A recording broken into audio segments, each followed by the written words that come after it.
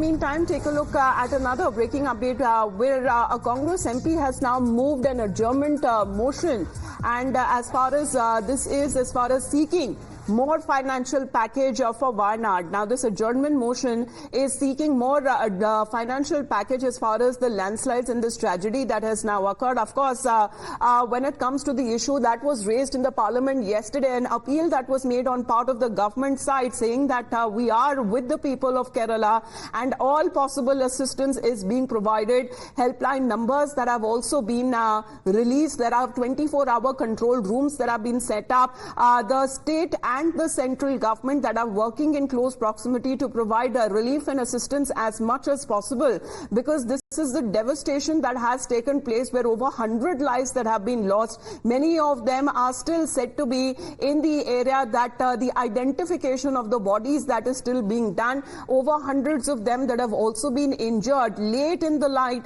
when it comes to these two major landslides that occurred and hit multiple areas there in the hilly district of Wayanad. And this natural calamity that has now occurred, it seems that on part of the opposition, in particular the Congress, an adjournment motion that has now been raised seeking for a financial package, a better one, as far as the Wayanad tragedy is concerned. Of course, when it comes to the Prime Minister's Relief Fund, there has already been compensation that has been announced to the kin of the deceased of the Wayanad tragedy. Let's in the meantime